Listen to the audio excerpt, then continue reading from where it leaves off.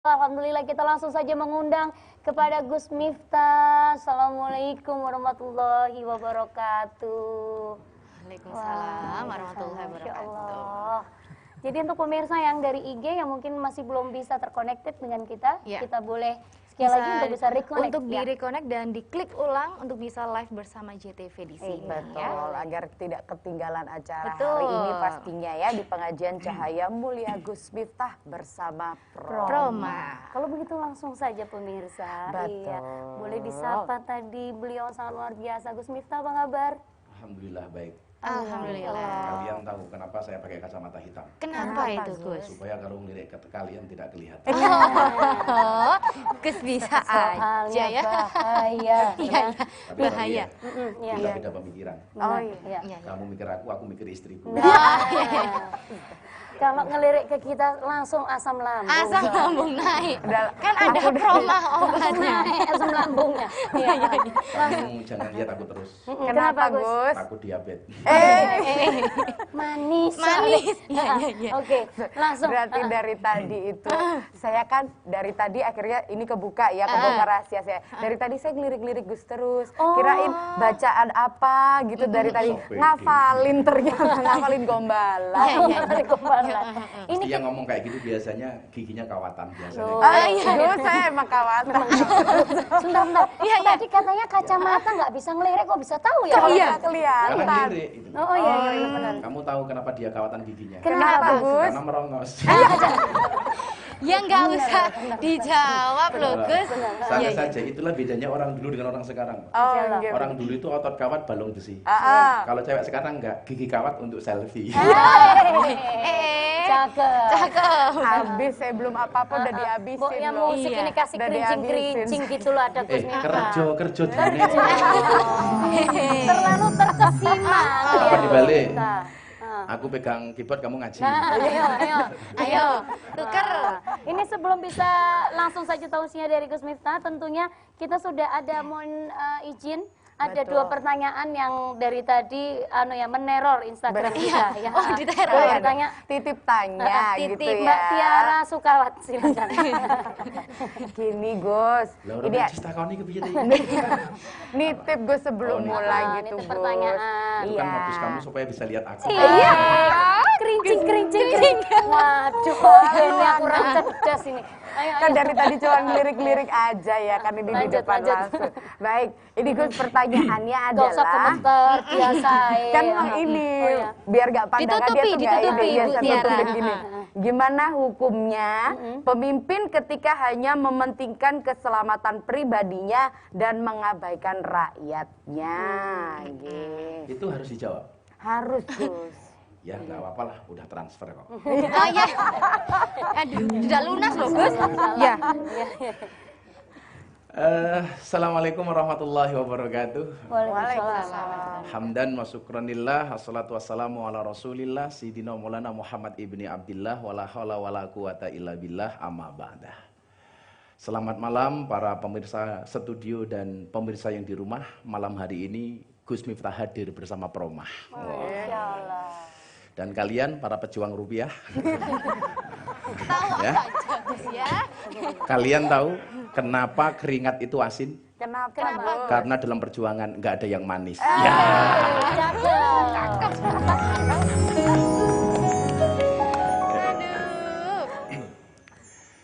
Alhamdulillahirrabbilalamin, malam hari ini Gus Miftah bisa sowan hadir di JTV atas syafaat dari Promah.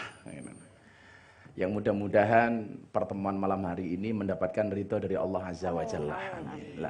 Ngaji baru mau mulai langsung dapat pertanyaan. Walaupun pertanyaannya sebenarnya modus dari mbaknya itu.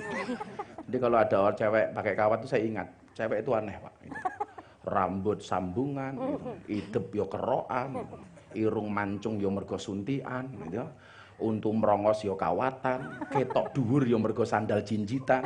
Ngono gaweane bengak-bengok wong lanang gaweane ngapusi. Alah yu, sing ngapusi iki raimu.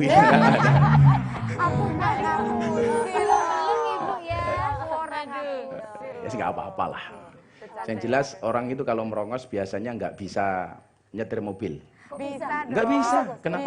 Nggak bisa ngelebak kayak gigi. Itu.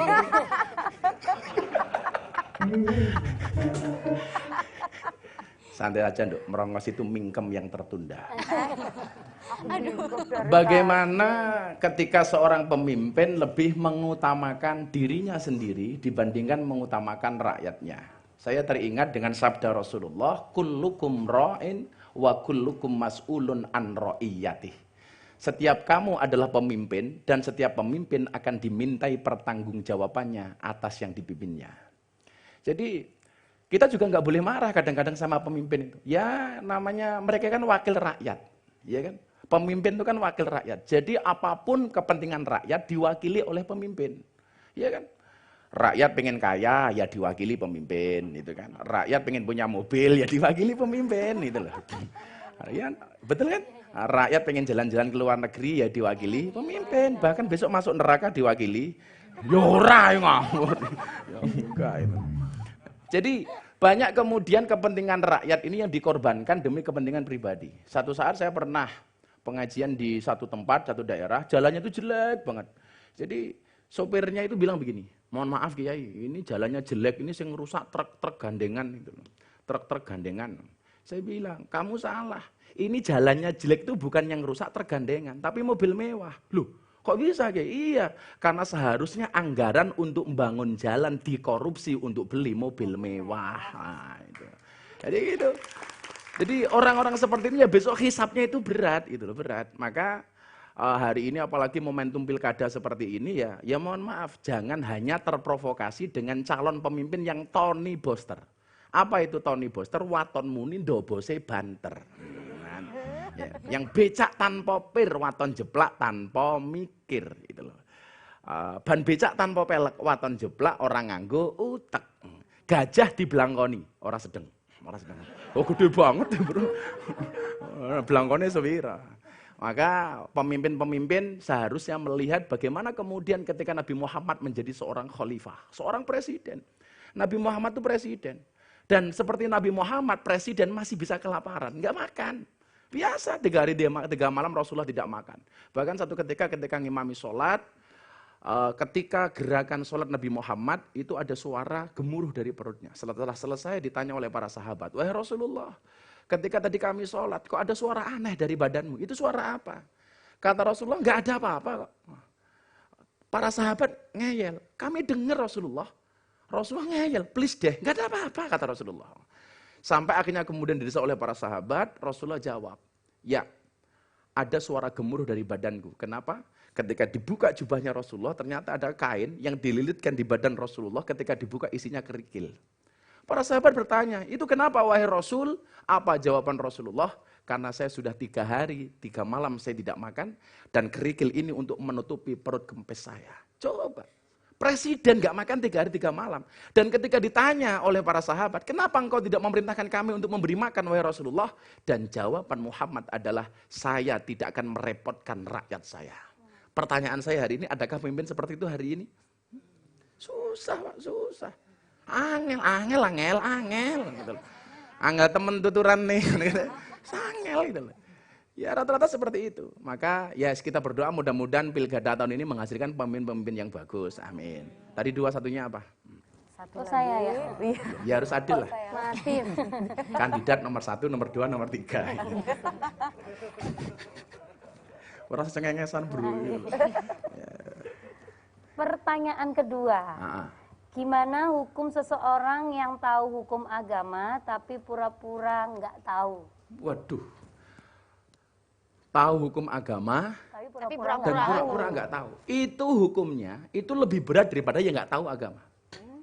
Saya mengatakan kepada anak-anak saya kalau saya pengajian di lokalisasi di klub malam itu, orang yang tahu hukumnya minum alkohol dan dia minum itu dosanya lebih besar daripada yang nggak tahu hukum minum itu apa.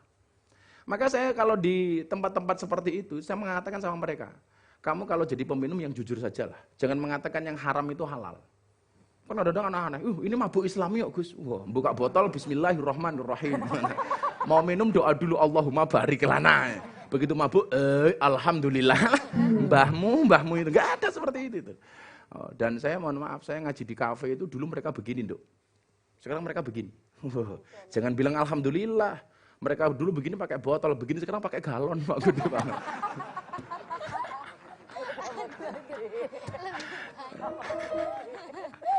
Jadi orang yang tahu hukum agama kemudian dia melanggar, tentunya konsekuensi hukumnya itu jauh lebih besar daripada yang awam. Yang awam. Jadi kalau orang-orang di daerah-daerah terpencil dia belum tahu hukumnya sholat dan dia tidak melakukan sholat, itu ya sekedar itu. Tapi kalau dia tahu hukumnya sholat kemudian dia tidak sholat. Saya jadi ingat cerita ketika seorang WTS itu mendatangi Nabi Musa alaihissalam dengan keadaan menangis, wajahnya sangat-sangat bersedih. Dia datang kepada Nabi Musa. Wahai Musa, ketika ditunggu kemudian Musa datang. Wahai Musa, saya pengen curhat. Curcol, Cin, curcol. Aku ndelok ke maskermu, aku udah salah fokus ya. Cangkemnya double ya.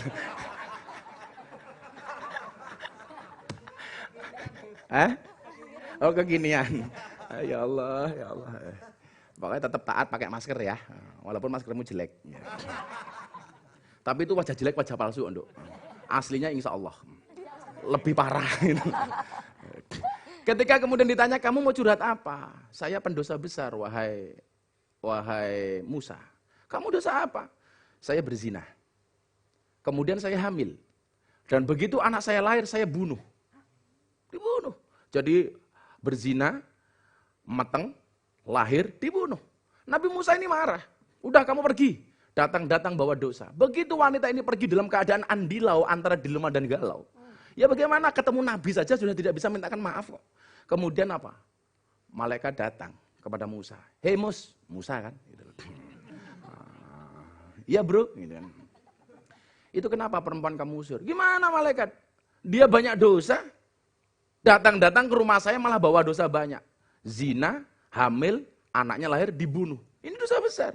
Apa kata malaikat? Wahai Musa, tahukah kamu satu dosa yang itu lebih besar daripada dosa ini. Satu perbuatan yang dosanya lebih besar daripada zina, kemudian membunuh. Si Musa menjawab, ya saya pengen tahu. Akhirnya malaikat tanya, kamu pengen tahu apa tahu aja? Wah, saya pengen tahu banget katanya. Apa jawaban malaikat? Satu perbuatan yang dosanya lebih besar daripada berzina dan membunuh adalah ketika seorang hamba meninggalkan sholat dengan sengaja tanpa alasan apapun. Dosanya gede banget. Artinya kemudian apa? Kayak kita ini tahu hukumnya sholat seperti itu, kok kemudian kita meninggalkan, hati-hati. Saya sering Pak ditanya, Gus, saya bisa sholat tapi belum bisa berbuat baik. Sama orang berbuat baik tapi belum bisa sholat. Itu kalau lebih didahulukan yang mana? Kan gitu Tanduk.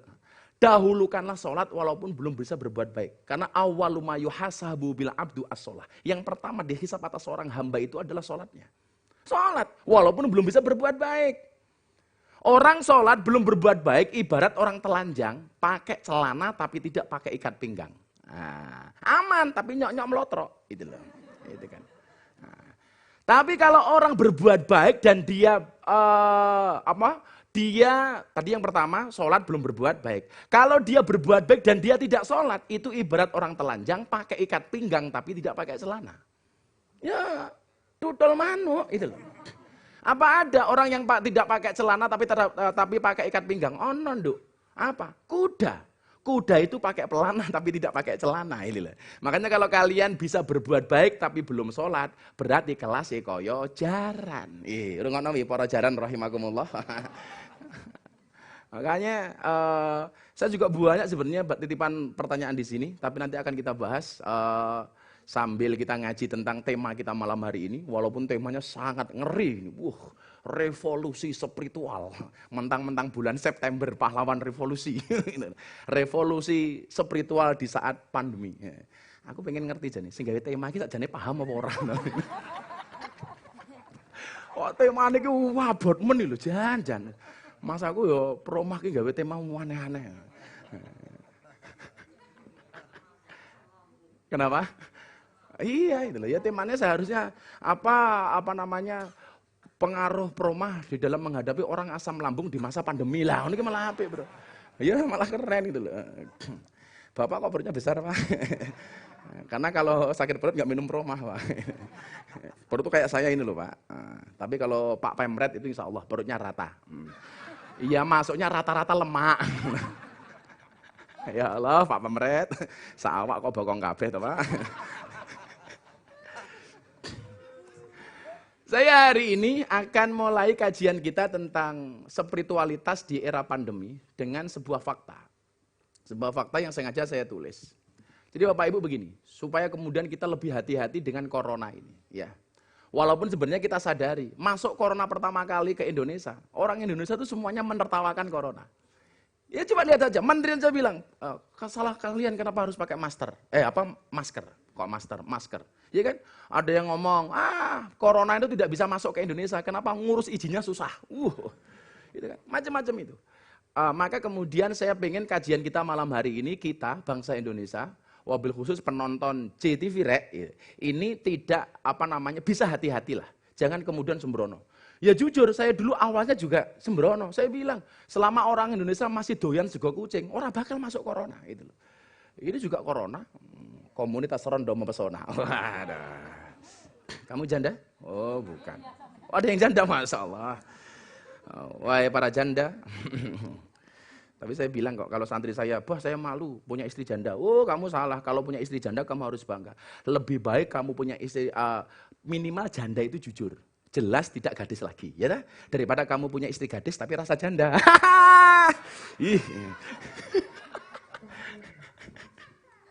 Oh no bro, rapi dong. Udah nikah belum? Oh kamu? Oh rupa kayaknya ya payu ya. Itu juga sudah? Oh belum. Sakit lele. Jadi kalau kamu bilang, kenapa kamu janda? Kamu janda. Kenapa kamu jomblo? Kamu jawab, aku jomblo karena aku lebih pengen punya banyak teman daripada banyak mantan. Iya, ngono. Jane yo ora payu ku ya asline. Kita ngomong corona, coba. Saya kemarin nyatet begini. Kalau memang kebersihan itu bisa mencegah corona, Pak, tentunya Perancis itu akan menjadi negara yang minim dengan corona. Karena Perancis itu masuk 5 besar negara terbersih di dunia. Tapi Anda tahu, Perancis hari ini yang terjangkit dan terpapar virus corona mendekati 450.000 jiwa. Coba. Padahal negara bersih. Kalau kemudian panas itu bisa mencegah corona, seharusnya Iran itu tidak akan terpapar corona. Dengan gurun panasnya, tapi Anda tahu berapa yang terpapar? 67.000 orang terpapar positif corona. Iran. Kalau memang kehati-hatian itu bisa mencegah corona. Pertanyaan saya, kenapa Pangeran Charles berikut keluarganya juga terpapar virus corona? Kenal loh, Nduk. Ayo.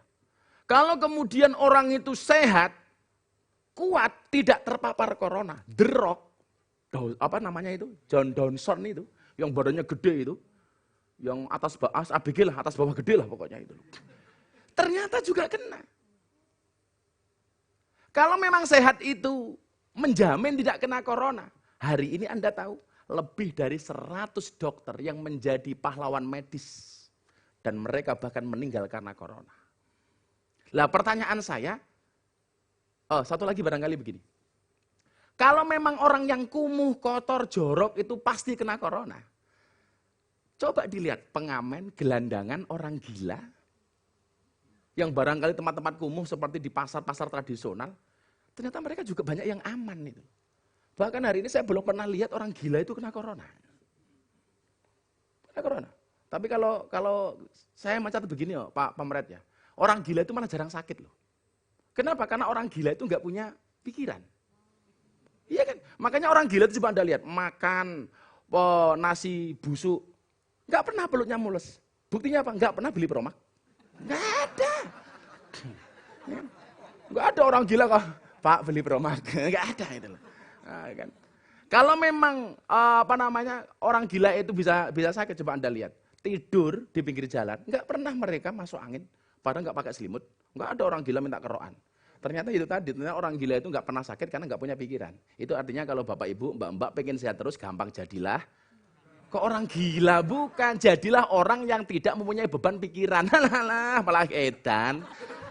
Bono ayu-ayu kentir. Ternyata para pengamen, teman-teman saya di pinggir jalan, anak-anak jalanan itu juga nggak kena itu. Jauh, kenapa kok demikian itu loh? Jawabannya apa? Karena jawabannya hidup itu tidak selalu sejalan dengan teknologi, dengan pikiran dan teori. Jawabannya itu. Disinilah kemudian kesadaran beragama itu menjadi penting. Spiritualitas di era pandemi ini menjadi sebuah keniscayaan. Yang pertama saya mencatat begini. Hari ini Pak, kebutuhan terhadap agama gara-gara corona ini semakin meningkat. Karena apa? Sifat dasar orang itu takut dengan kematian. Malah bocah-bocah kira wedi mati, ora wedi mati wong mati urip padha wae kok. Urip ya ora jelas. Apalagi corona kayak gini toh utangnya oke, tagihannya banyak. Santai wae le. Kalau kamu toh utangnya banyak tagihan, nggak bisa makan, silakan datang ke pondoknya Gus Miftah. Ngapain? Ayo nangis bareng.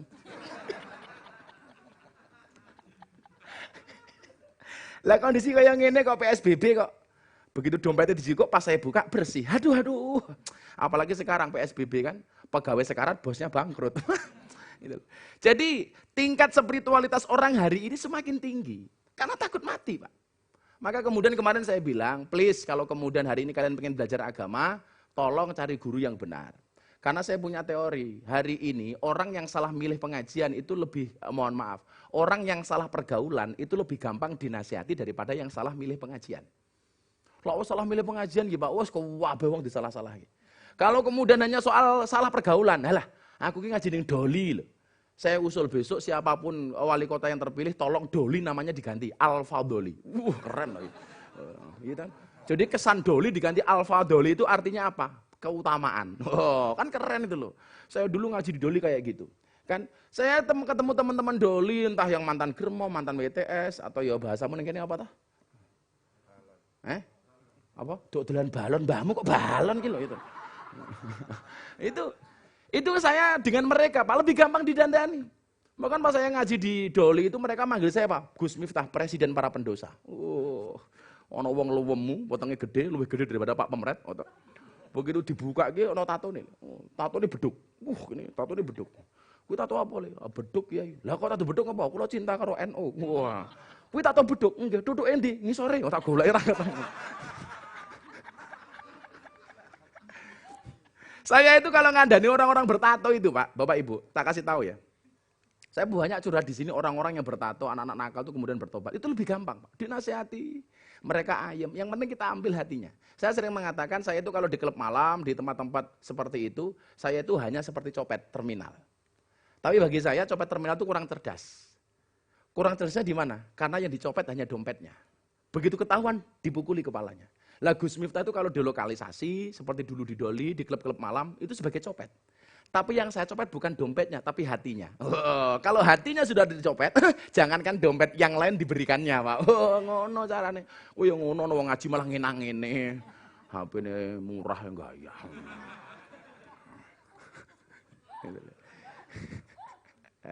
Jadi nanti Kak sambil kamu lihat pertanyaan netizen ya. Kalau ada pertanyaan kamu selajah enggak apa-apa.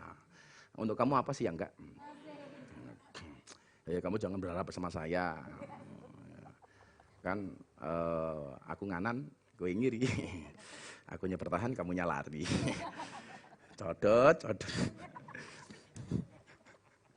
Maka di kondisi seperti ini saya pengen kemudian yang pertama senantiasa minta perlindungan kepada Allah. Karena sebaik-baik penjaga itu hanya Allah. Fallahu khairun hafidh wa huwa arhamur rahimin. Minta perlindungan sama Allah. Hari ini banyak orang yang ketakutan berlebihan karena lupa dengan Allah. Maka saya sering mengatakan apa Pak? Berdoalah kepada Tuhannya corona supaya corona segera dihilangkan. Jangan gara-gara corona kita kehilangan Tuhan. Karena ini bagian dari ujian. Walanabluwannakum bisyai'in minal khauf wal ju' wa naqsim minal amwal wal anfus was samarat wa basyiris sabirin. Ini bagian dari ujian dan ini hanya bisyai'. Kecil. Ini kecil bagi Allah. Coba aku lihat kalian hamba-hambaku.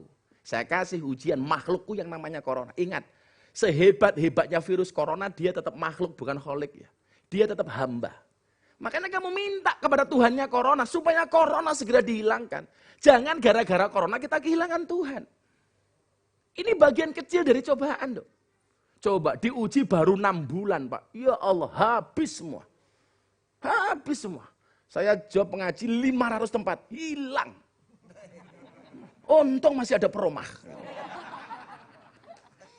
Nah ya ciloko, wis murah dinyang. Ya Allah itu, Pak.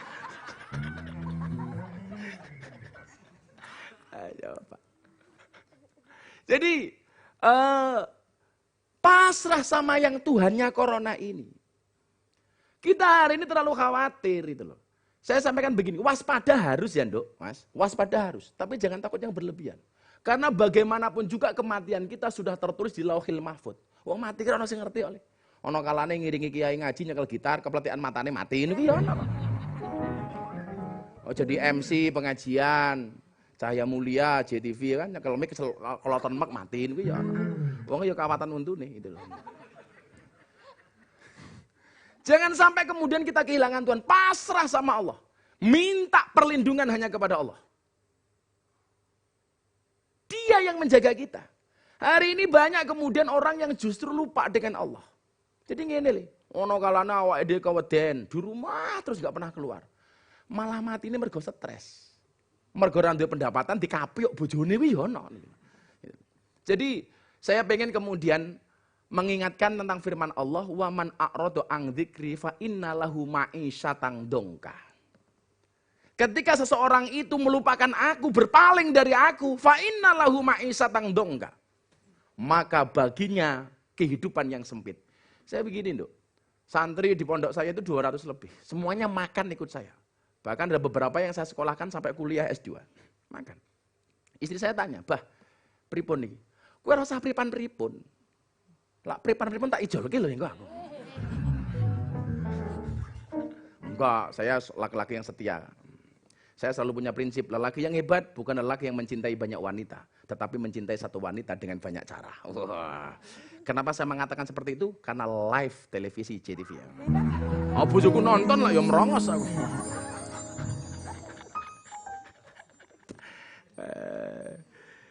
Jadi ketika orang itu berpaling dari Allah, fa innalahu ma'isyatan dongka. Allah akan memberikan kepadanya kehidupan yang sempit, susah. Jangan sampai kemudian kita gara-gara ini, gara-gara ekonomi yang seperti ini, kita kehilangan Allah, Pak. Nyatanya kondisi seperti ini, JTV masih bisa bertahan. Bahkan insya Allah lebih bagus lagi, amin. Nah, itu kan, ya kan? Promah masih bisa di sini, ya kan? Masih bisa nyponsori JTV. Ya walaupun itu tadi murah dinyang gimana. Jadi kesadaran inilah kemudian yang seharusnya kita bangun. Yuk kita butuh Allah. Hawa dikin guaya kok. Begitu ada corona diumumkan pemerintah tolong jangan ke masjid dulu. Guayanya protes. Oh pemerintah itu nggak adil. Pemerintah itu bagaimana kita nggak boleh ke masjid? Alah dul. Wingi masjid dibuka. Awakmu juga tahu mangkat tok gaya lo. Iya tuh. Sekarang majelis taklim pengajian nggak boleh. Gara-gara corona protes. Pemerintahnya ini tidak beriman, kenapa enggak boleh? Halah, wingi ngono ngaji kok ya ora mangkat kok. Gaya men itu loh. Ya itu tadi, karena yang kita cari kesalahan orang terus. Disinilah kemudian yuk kesadaran bahwa Allah sebagai penolong ini yang perlu kita tingkatkan. Ya Allah pun kula pasrah kali panjenengan. Maka kemudian apa dikatakan dalam kitab Hikam, mata waqafa matlabun anta tolibu birobika wala tayassara matlabun anta tolibu binafsika. Tidak akan pernah terhenti sebuah permintaan ketika permintaanmu itu kamu percayakan kepada Tuhanmu. Gusti kula pasrah pun. Mesti dadi, Nduk. Apapun hajatmu, ketika kamu percaya dengan kemampuan Tuhan, pasti akan kun fayakun. Tapi wala tayassara matlabun anta tolibu binafsika. Tidak akan pernah mudah sebuah permintaan ketika kamu percaya dengan kemampuanmu. Manusia itu bisa bukan karena dia bisa, tapi karena dibisakan oleh Allah yang Maha Bisa. Manusia itu mampu bukan karena dia mampu, tetapi karena dimampukan oleh Allah yang Maha Mampu. Kowe iki ketok ayu, mergo elekmu ditutupi karo Gusti Allah. Lah wis dibuka, tenan Pak, gitu loh. Lah tenan. Baru dinampakkan sedikit saja kamu sudah tutupi kok. Ya Allah, irungnya seketok pesek sontek solikin. Ya Allah. Apa ke? Oh, silikon. Lah ya sing nyontek silikon kuwi jenenge dokter solikin. Aku wis anan kok gitu. Kelihatan seperti aja kita udah bingung. Tapi kalau kemudian kita pasrah sama Allah, enteng Pak. Saya punya santri 200, gak pernah ngaji dan sebagainya. Saya bilang, Allah menitipkan santri kepada saya, berarti Allah menitipkan rizkinya kepada saya. Inilah saya menganggap Allah sebagai penjaga. Enteng Pak. Saya itu malu Pak Mret. Saya punya jamaah itu tukang sol sepatu ya. 3 hari 3 malam, dia tidak bisa memberikan nafkah kepada anak dan istrinya. Kenapa? Karena dagangan sol sepatu nggak laku. Loh. Hari keempat, sholat duha, kemudian anak istrinya dikumpulkan. Wahai anak dan istriku, ini hari keempat kita tidak makan. Kita tidak makan bukan karena saya tidak berusaha. Kalian semua tahu, saya sudah ikhtiar. Tetapi belum ada hasil. Kenapa? Karena hasil itu urusan Allah. Jawaban istrinya ini apa? Solehah banget. Iya Pak, saya tahu. Bapak sudah berikhtiar. Soal hasil itu urusan sama Allah. Pun kula pasrah kalih Gusti Allah. Kira-kira sok kula dadi bojone ngono iso ngomong ngono ki Nduk. Dek, sorry ya Dek ya. Saya belum bisa ngasih makan tapi Anda tahu Dek, saya udah bekerja. Hasil urusan Allah. Cangkemmu Mas mesti ngono kuwi. Wis mesti ngonek-ngonekke bojone sak kemenge. Kwek. Opone sing untune kawatan. Wah, wis rampung terus. Mbet pokoke gitu. Akhirnya apa? Karena dia merasa Allah menjaga dia dan anak istrinya. Keluar dari rumah, hari keempat itu dia tawarkan dagangannya. Bengok mangkat. Aku yakin. Karena dia ingat pengajiannya Gus Miftah. Fokuslah kepada proses, jangan berorientasi kepada hasil. Karena Allah memerintahkan hambanya untuk ikhtiar, tidak memerintahkan untuk sukses. Jadi kita itu cuma ikhtiar dok. Nggak usah kemudian kita berpikir hasil urusannya Gusti Allah. Saya dulu ngaji di lokalisasi, di klub malam, yang ngaji nggak pernah berpikir viral. Kalau mencari viral, saya udah 20 tahun, ya sudah pasrah saja. Kalau kemudian menjadi viral, with apa ya? Caranya Gusti Allah, ora coroku. Ketika kemudian saya dulu diundang televisi 5 tahun yang lalu, nggak pernah saya mau. Mbak PSK tanya sama saya, kenapa abah nggak mau? Saya bilang, sorry, saya nggak mau, waktu itu. Kenapa? Karena Allah menciptakan Miftah tidak untuk menjadi orang terkenal, tapi untuk mengenalkan Allah kepada mereka yang belum kenal. Tepuk tangan ya oleh kok, Mas. Saya tahu kenapa mereka telat tepuk tangan. Biasanya mikir. Tapi tell me, telat mikir itu. Tapi rasa tepuk tangan. Apa arti tepuk tangan tanpa saweran? Akhirnya Pak, jalan dia. Bismillahirrahmanirrahim. La haula wala quwata illa billah. Saya pengen kemudian teman-teman hari ini punya masalah ekonomi, masalah apapun lah. Termasuk teman-teman kameramen. Ngerti kok, Li? Aku ngerti lah. Santai tenang no pikirmu. Aku lah gombali mbak-mbak nganggo kamera kok. Cintaku padamu seperti kamera. Maksudnya fokusnya hanya ke kamu, yang lain ngeblur ngono loh. Jalan dia menawarkan dagangannya, yakin bahwa kemudian dia hanya ikhtiar hasil urusan Allah, Pak. Keluar dia jalan, sol sepatu. Wah, semangat isu-isu toh. Bengok, sol sepatu. Ngomong pantas tak ajar weh. Kok mirip ya ngono ya orang ajar ya. Atas izin Allah, jam 8:30 ada orang datang. Tergesa-gesa seorang mahasiswa. Pak, niki sol sepatu. Lah iya Mas, masuk sol cangkemmu. Gitu. Wong sol sepatu ada tak takoni lho lah ya. Akhirnya, mohon maaf Pak, ini sol sepatu. Tolong segera disolkan secepatnya Pak, karena saya mau berangkat ke kampus. Seweneng Pak, dapat rezeki pertama. Bismillah, tolabul halal, niat ingsun golek rezeki halal lillahi ta'ala disol. Begitu selesai tanya, berapa Pak? Gangsal 1.000 mawon, 5.000 saja. Delalah uangnya mahasiswa ini 100.000. Monggo Pak. Bingung dia nyari kembaliannya di mana? Ngalor ngidul nggak ketemu. Ngalor ngidul nggak ketemu jujur. Akhirnya apa? Bilang sama mahasiswa ini, maaf Mas, saya kesana kemari nggak ada uang kembalian, sudah uangnya dibawa saja. Bagi orang yang 4 hari nggak makan 5.000 itu banyak, minimal beras setengah kilo. Tapi dengan kelegaan jiwa besarnya dia mengatakan apa? Pun dibawa saja. Karena mahasiswa ini juga kesusu, lari sudah. Wes dia yakin. Orang yang sedekah, orang yang berbuat baik, wallahu fi aunil abdi maka al abdu fi auni akhi, demi Allah.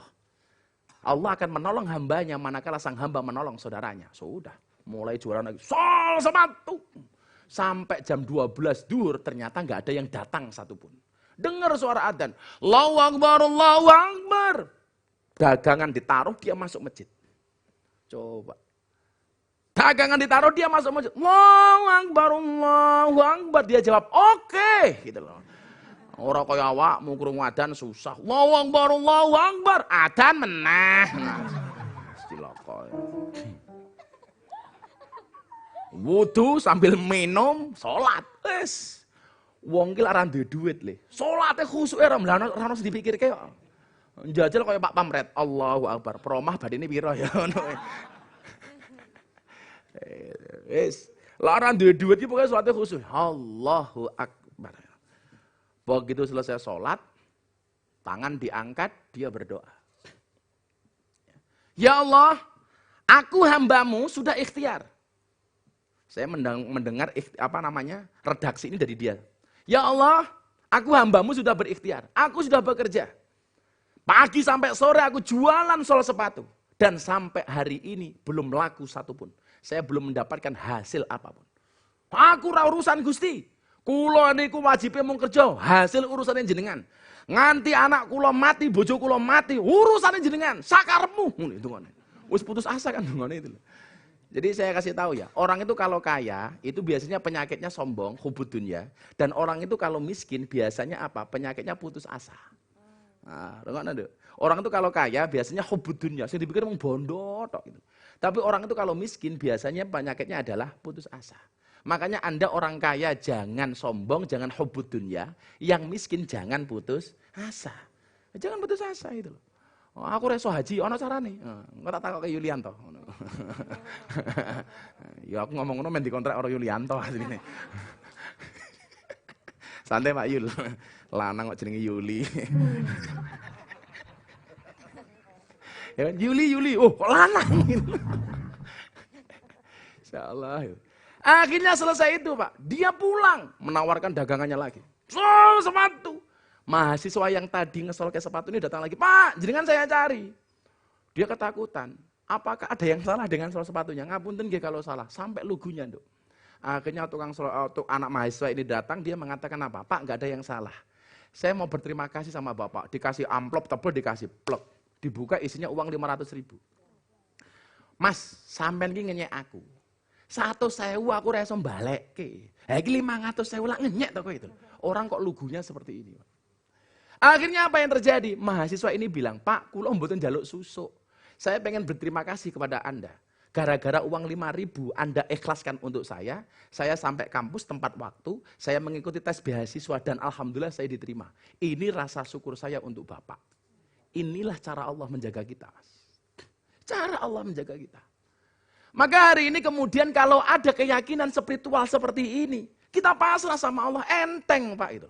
Maka saya selalu mengatakan, kalau Anda dikasih masalah, jangan seperti seekor anjing yang dilempar dengan kerikil. Anda tahu, Mas Promah, kalau anjing itu dilempar kerikil, yang dikejar, yang lempar apa kerikilnya? Kerikilnya. Kerikilnya. Kayak ngerti, wong kancane.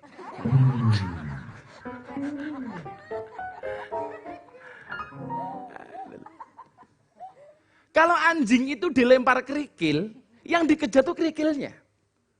Seharusnya ketika kita ada masalah, jadilah seperti seorang cowok dilempar kerikil sama cewek cantik. Nah, yang dikejar kerikilnya apa ceweknya? Kerikile wo katarak. Lah wong ono cowok ganteng dilempar kerikil karo cewek ayu sing dikejar kerikile. Gegek kuwi mau. Pasti yang dikejar itu adalah yang lempar. Artinya apa? Ketika kita dikasih masalah oleh Allah, jangan fokus kepada masalahmu. Tetapi apa? Fokuslah kepada yang ngasih masalah. Siapa? Allah. Fafirru ilallah. Fokusnya kepada Allah. Ketika Allah ngasih masalah, nyah tak kayak masalah corona. Ya Allah, gitu. Ketika kamu dikasih masalah kejombloan, ya Allah, minta sama Allah. Minta. Allah menciptakan manusia berpasang-pasangan, betul? Artinya kalau kamu tidak punya pasangan jelas kamu bukan manusia. Fokusnya itu jangan dengan masalahnya. Maka fafirru ilallah. Lari kepada Allah, minta sama Allah. Saya pernah mengalami itu. Saya punya uang 5.000, saya sedekah di angkringan gara-gara ada orang. Saya waktu itu kan kuliah di Jogja. punya uang 5.000 di angkringan, ada ketika saya mau makan ada ibu-ibu ngendong anaknya. Dan paring-paring anak saya 3 hari nggak makan. Wah, nangis saya. Tapi saya bingung, mau tak kasih saya nggak makan, nggak tak kasih ada orang minta, udah tak kasih. Saya ingat manja bil hasanati falau asru amsalia. Yang datang membawa satu kebaikan, Allah akan menggantikannya 10 kali lipat. Oh, sepede saya, tak kasih. Saya waktu itu jualan gendongan, asongan di alun-alun utara. Jadi kalau hari ini kamu mengatakan, wah Gus Miftah enak, aku mbien dodol asongan dok. Maka kalau lihat orang sukses seperti itu, jangan kamu lihat sekarang, tapi lihatlah prosesnya. Saya berangkat Pak, barang sedekah 5.000 mesti rezekiku lancar. Saya akhirnya jualan dari jam 8 sampai jam 1, subhanallah. Apa yang terjadi? Belas rapayu. Oh rapayu belas. Ya Allah, puasa. Malamnya saya berangkat, enggak laku lagi, besok puasa lagi. Maka kalau hari ini saya itu rajin puasa, sudah terbiasa dari dulu. Gitu. Makanya badan saya enggak terlalu gede kayak Pak Pemret, karena saya rajin puasa. Itu loh.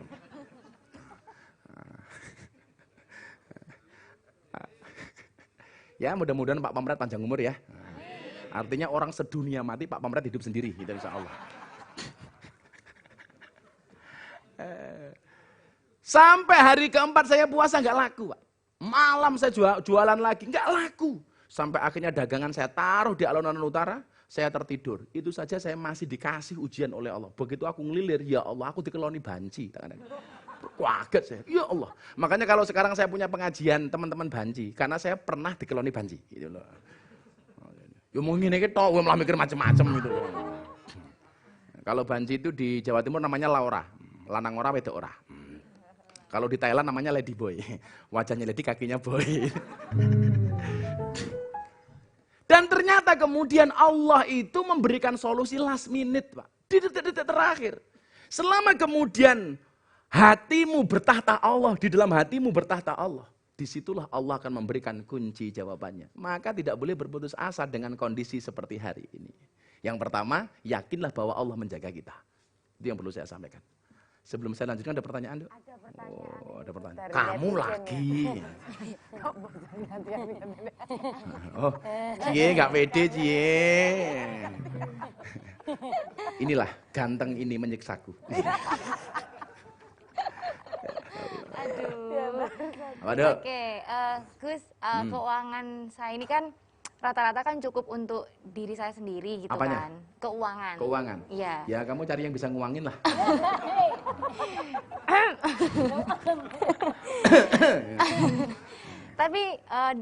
Tapi saya ingin bersedekah gitu loh Gus. Tapi keuangan ini mepet dan cukup buat saya aja gitu. Enaknya sedekah apa Gus gitu? Sedekah itu alladzina yunfikuna fisarra wadharra. Sedekah itu baik di kala luang maupun sempit. Saya selalu mengatakan apa? Saya besok sedekah Gus, kalau utang saya sudah lunas, saya pastikan utangmu tidak akan pernah lunas.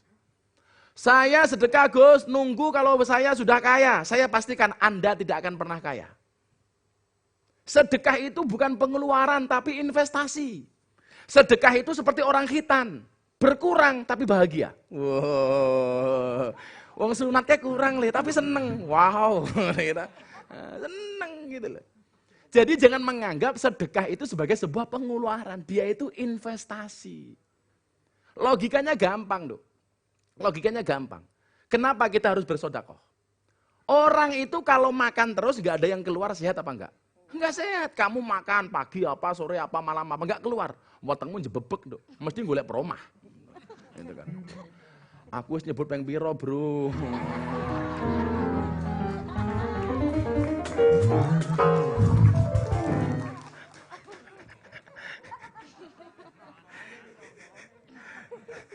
Rungokno kupingmu.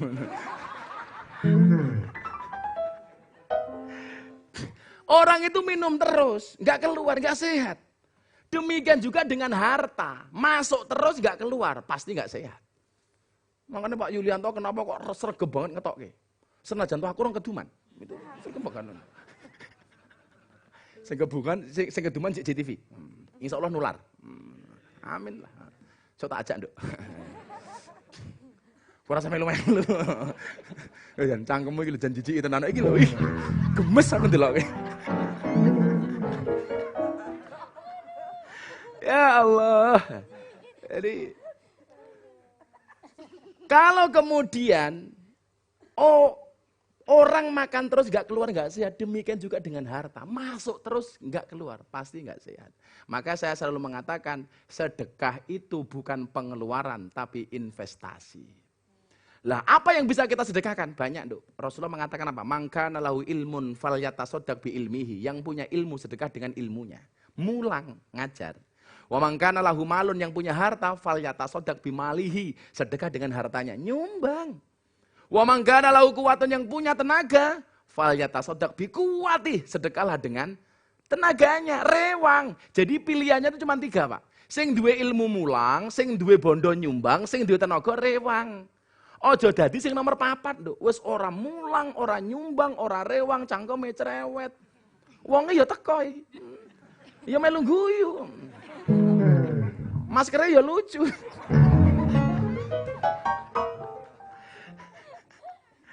Itu ya. Bisa banyak kita dengan tenaga. Oh, tonggoku repot tak ewangi. Dengan ilmu ngajari dan lain sebagainya. Minimal ketika nggak punya apa-apa, bahkan kekuatan pun tidak punya. Tabassamuka fi wajhi akhika shadaqah. Senyummu atas saudaramu adalah sedekah. Maka seneng sing sumeh. Kowe sok duwe bojo, minimal sedekah senyum. Karena rata-rata istri di Indonesia itu luwih akeh merengute daripada guyune, Nduk. Pengen ketemu bojomu guyu lho. Gitu kan. Bojone urung tangi. Itu karo sing lanang galak. Ya Allah, tapi santai pala bojomu galak. Insyaallah besok di akhirat siksamu dikurangi oleh Allah. Kenapa para suami yang punya istri galak siksanya dikurangi oleh Allah di akhirat? Karena selama di dunia sudah sangat tersiksa.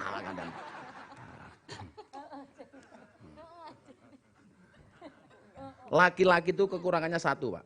Terlalu cepat melupakan. Nah, perempuan itu kekurangannya juga 1, terlalu banyak mengingat. Maka jangan pernah punya salah sama istrimu. Sekali punya salah, sakmo dare kelingan tak kandang. Mbok tenan.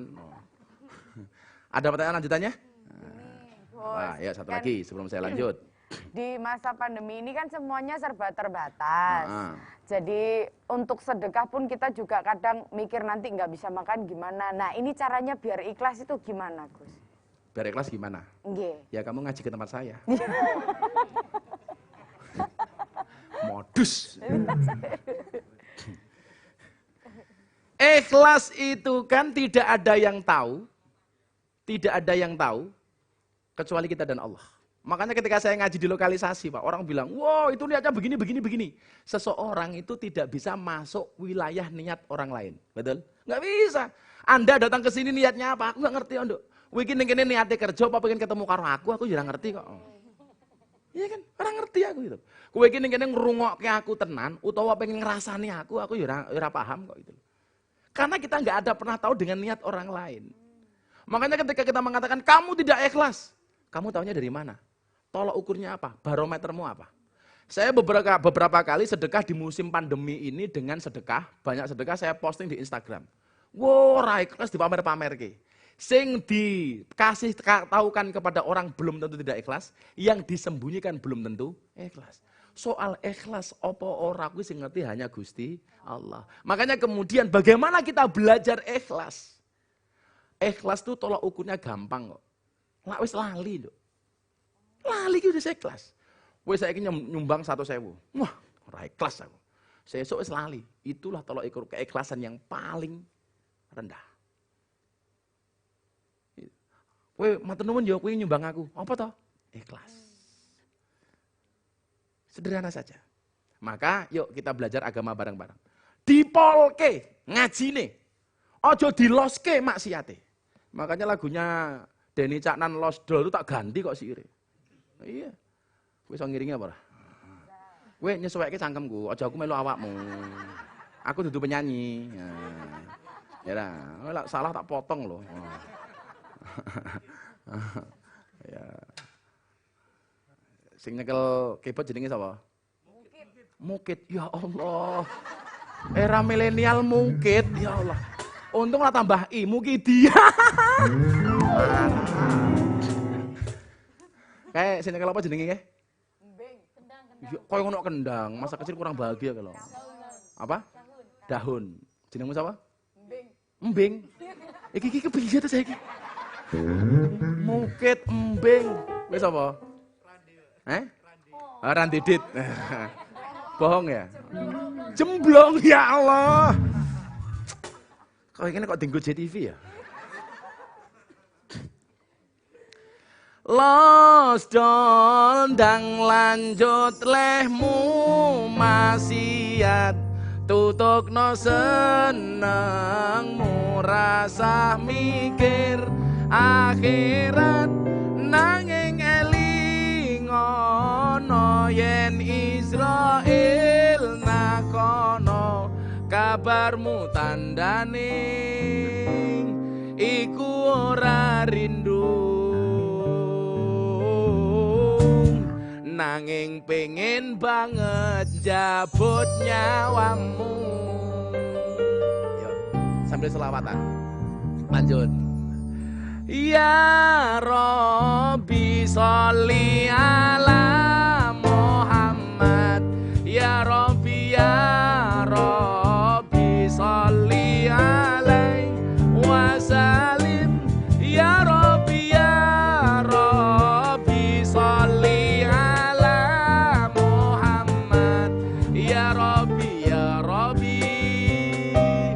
sholli alaihi ya Rabbi sholli alaihi wasallim. Shallu ala Nabi Muhammad. Ora apa-apa, lagu-lagu ambyar ya mak selawat ki ora apa-apa. Kan temanya satu, Allah yang menguatkan, manusia yang mengambiarkan. Ora apa-apa, aku biasa. Lagu-lagu dangdut tak solawatke, ditinggal rabi solawatke. Ora apa-apa. Hatiku rasane loron tak ndas kesuwen tadi. Aku ngotot kene. Aku ketake tau ketemu cah kae. Ning lampu merah nyekel cek-cek. Jadi ya caranya ngono Nduk ya, latihan ikhlas, belajar ngaji sing tenanan. Kemudian yang kedua, bagaimana kita bersikap? Berikhtiar dengan melakukan apa? Pencegahan. Sekarang yang ramai dari pemerintah apa? 3M. Sama Promah ngundang ngaji saya 3M. Matur nuwun Mas Miftah. Kalau JTV beda meneh, 7,5M, pitulungan setengah makso. Semeneng aku, TV lokal tapi eksis tuh ya salah satunya JTV. Tepuk tangan untuk JTV deh, luar biasa.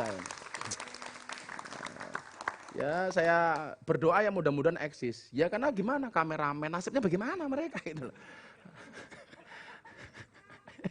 Kowe tak ewangi kowe Nduk, santai wae. Rasa nangis. Berikhtiar. Pakai masker, memakai masker. Ya kita pakai. Jangan kita sombong-sombongan. Makanya begini. Saya bahkan mendengar penelitian, sekarang itu corona tidak hanya droplet, tetapi airborne. Maka kenapa di ruangan kok harus pakai masker dan lain sebagainya. Karena ketika kita ngomong, virus itu nyebar, masuk ke AC dan lain sebagainya, transfer kepada orang lain. Makanya kenapa di mana-mana suruh pakai masker. Caranya begitu. Kemudian apa? Menjaga jarak. Maka kamu jangan terlalu dekat dengan Gus Miftah. Nanti sayang loh. Iya.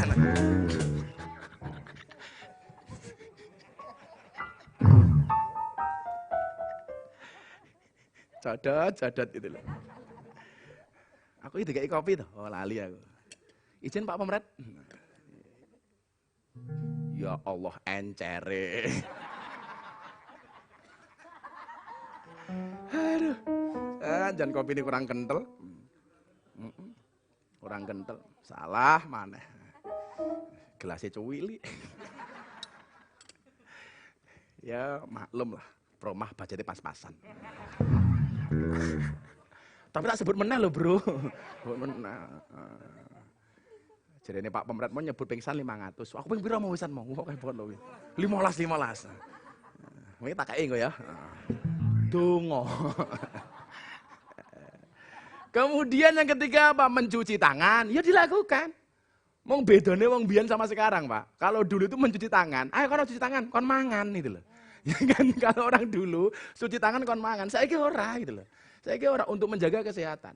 Saya pikir ikhtiar-ikhtiar seperti ini manuto karo pemerintah. Ora usah duwe utek dhewe akal dhewe. Ora penting. Ingat, kita hari ini hidup di satu zaman di mana orang kentut lebih dihargai daripada orang batuk. Tenan. Cah promah gitu, tut, mas kita paling mau ora duwe aturan. Melayu kabeh tak kandhani gitu loh. Ya. Kita hari ini hidup seperti zaman gobak sodor, Pak. Anda tahu gobak sodor, loh? Anak-anak milenial nggak tahu gak gobak sodor itu? Tahu Pak ya gobak sodor? Gobak sodor itu peraturannya apa? Metu mati dicekel mati. Betul kan? Jadi metu dari len mati, dicekel ya mati. Gitu. Maka hari ini kita hidup di zaman seperti gobak sodor. Kalau nggak penting jangan keluar. Ya, jangan kemudian salam-salaman. Mau aku Gus ngalah berkah lah mbahmu aku ngono. Aku koronamu medeni ya bro aku. Mulak suaraman udah wolak-walik kayak wis orang ngamplop. Yalah jan.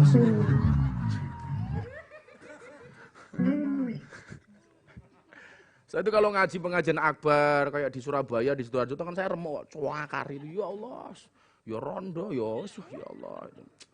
Santai aja kalau kamu janda. Wahai para janda, yakinlah bila cinta pertamamu meninggalkan luka, yakinlah cinta keduamu akan menghadirkan surga. Iya. Tenan kok kandhani. Kan ada anunya, quote-nya, janda semakin di depan. Janda. Kemudian yang ketiga, bagaimana kemudian kita bisa sehat? Seperti yang diajarkan Rasulullah. Rasulullah itu bugar, Pak. Umur sekian tahun, badannya itu gagah. Kanjeng Nabi gini, kenapa kok kemudian badan saya itu bagus? Karena saya terinspirasi dengan Rasulullah. Rasulullah itu umur 50 sekian, gulat masih menang, Pak. Kanjeng Nabi itu dadanya bidang, perutnya rata. Podok awakmu rata-rata lemak. Gitu loh. Rata. Saya dulu berat badan 105 kilo. So dulu begini, Pak, masuk ini penuh. 105 kilo. Kemudian saya belajar sehat ala Rasulullah. Bagaimana caranya? Satu, Rasulullah mengatur pola makan.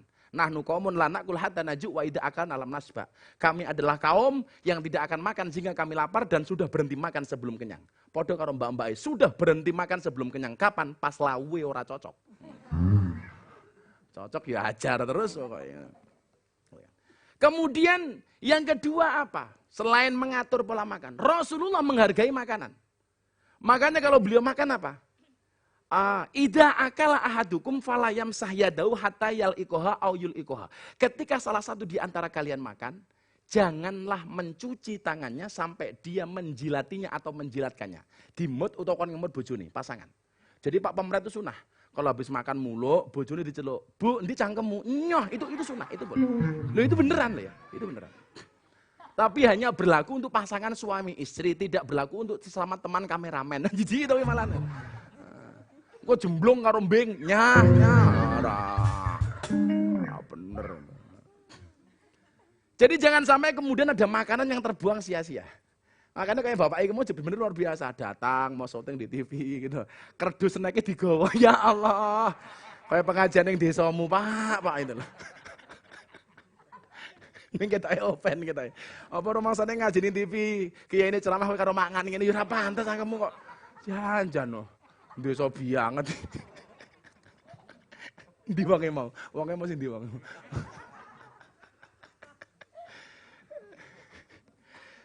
Salah satu cara Kanjeng Nabi menghargai makanan apa? Coba Rasulullah itu kalau mau makan, kita disunahkan berdoa apa? Allahumma barik lana. Ini doanya kalau yang tahu bahasa Arab itu lucu, Pak. Yang makan mulut kita sendiri, yang merasakan tenggorokan kita sendiri, yang kenyang perut kita sendiri, kenapa doanya kok jamak? Barik lana, berikanlah berkah kepada kami. Kenapa? Karena Rasulullah itu mengajarkan kepada kita untuk menghargai semua orang yang terlibat proses di dalam wujudnya makan ini. Coba Anda lihat, ketika Anda makan nasi, berapa banyak orang yang terlibat atas hadirnya nasi di hadapanmu? Dari sing macul ning sawah, ya. Sampai sing tandur, sing dawur, sing matun, sing mupuk, sing gusai manuk, sing manen, sing mepe gabah. Kemudian sing giling, dadi beras, sing mususi. Mususi ki bahasa Indonesia apa ya? Ya beda. Coba bahasa Jawa karo bahasa Indonesia ki beda. Lak beras dipususi, ya toh? Iya enggak? Kalau tangan, baju dicuci. Ya beda. Makanya kalau saya ngomong bahasa Indonesia itu ya agak ribet sebenarnya. Nguyuh anyang-anyangan. Apa bahasa Indonesia ini? Ora ono. Maksudnya kencing tawar menawar.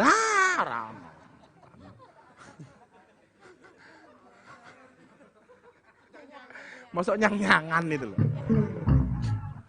Sing mususi sampai sing ngeliwet, sampai yang membawa di hadapan kita. Ketika kamu berdoa Allahumma barik lana, semuanya kamu doakan. Termasuk malam hari ini kita dapat rezeki dari promah. Begitu Allahumma barik lana, orang-orang promah kita doakan. Oh pemenang lah oke. Wah dungane saya dawa bro. Lah oke orang mau Allahumma barik lana, Yasin sak tahlile wis tenan aku.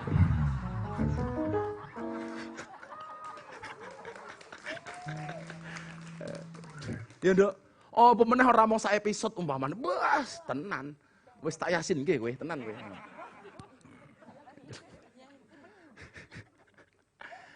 Coba, itulah keindahan Islam. Makanya orang Jawa itu luar biasa. Saya sering cerita di mana-mana ya.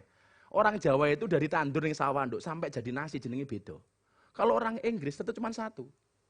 Dari ditanam sampai jadi nasi namanya cuma satu. Orang Inggris apa? Rice. Rice. Oh bahasa Inggris itu gampang. Oh gampang banget. Gampang. Run, lari. Running, berlari. Ya kan? Gampang toh? Sing, sing, nyanyi. Singing, bernyanyi. Kalau kamu, songong. Orang Jawa itu menamai, orang nanem sampai kemudian tumbuh sampai jadi nasi namanya beda nih. Sing ditandur ning sawah jenenge pari. Pari bahasa Inggrisnya rice. Pari ana wae jenenge gabah. Gabah bahasa Inggrisnya rice. Gabah mung siji jenenge las.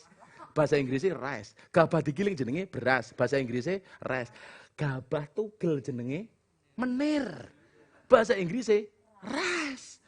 Beras dimasak jenenge sego. Bahasa Inggrisnya rice. Dimasak dawa jenenge lontong. Bahasa Inggrisnya rice. Beras mung siji jenenge upel. Upol. Bahasa Inggrisnya rice. Beras dimasak sego dimasak gosong jenenge intip.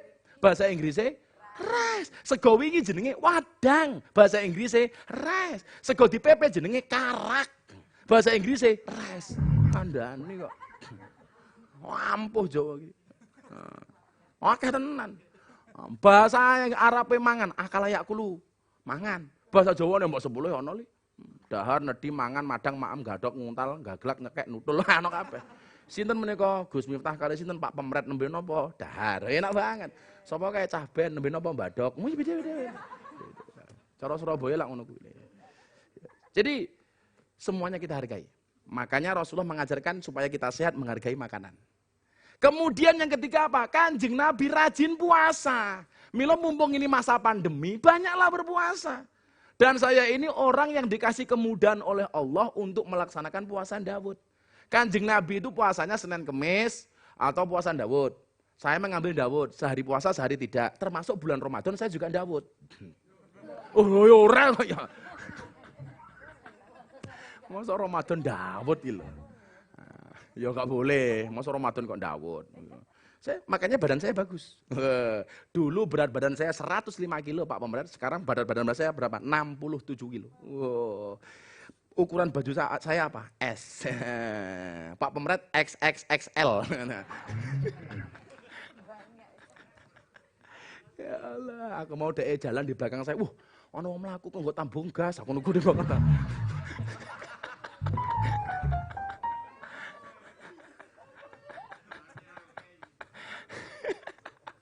Ya Allah, shallu ala Nabi Muhammad. Kemudian caranya yang lain bagaimana yang ketiga? Tadi yang pertama pasrah sama Allah sebagai pelindung. Yang kedua kita berikhtiar untuk sehat. Yang ketiga apa? Tawakal, pasrah karo Allah. Sudah gimana lagi? Banyak berdoa minta sama Allah. Bahwa kemudian ini bagian dari ujian Allah. Dan saya harus bisa keluar dari masalah ini. Yakinlah ketika kemudian Allah memberikan cobaan, Allah pasti memberikan solusinya. Saya selalu mengatakan apa? Ketika Allah memberikan ujian kepadamu, Allah tidak memerintahkan kamu untuk mencari jalan keluar hingga penat, tetapi Allah memerintahkanmu untuk sabar dan sholat. Secara istiqomah. Kok istiqomah abot Gus? Iya istiqomah itu berat, karena kalau ringan namanya istirahat. Paham? Wala rabbihim yatawakkalun. Hanya kepada Tuhannya dia bertawakal. Ya Allah pun kula pasrah kali panjenengan Gusti atas semua keadaan yang saya dapati hari ini. Ya. Itu barangkali malam hari ini. Ada pertanyaan sebelum kita tutup? Ya, mumpung ini malam Jumat, kita sholawatan yang dipopulerkan sama Gus Miftah itu saben malam Jumat. Ya, isa ora iso mulih wae. Meh rampung kok. Bareng-bareng yuk, semua yang di studio dan yang di rumah barangkali yang nonton acara JTV malam hari ini bersama Promak, supaya berkah acara ini yuk kita berselawat bareng-bareng. Shallu ala Nabi Muhammad. Sholli wa sallim daiman ala Ahmada. Sholli wa sallim daiman ala Ahmada wal ali wal ashabi man qad wahada wal ali wal ashabi man qad wahada. Bareng-bareng saben malam Jumat ahli kubur mulih nang kanggo njaluk donga wajan Quran najan sak kalimah lamun ora banjur bali nang kuburan mangku tangan tetangisan. Sholli wa sallim daiman ala Ahmada. Allah Allah.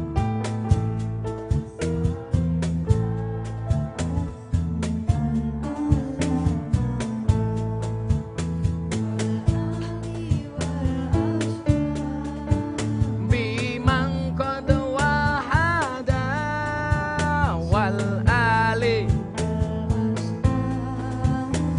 Apa kata ahli kubur?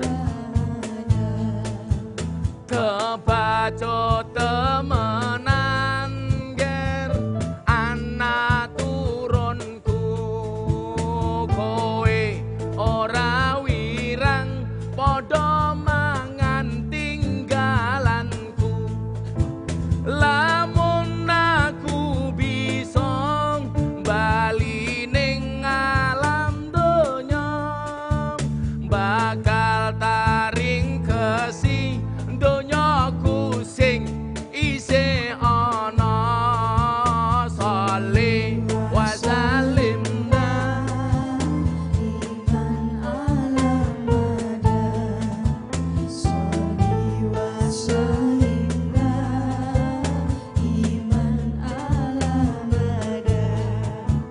wal ali wal ashabi man.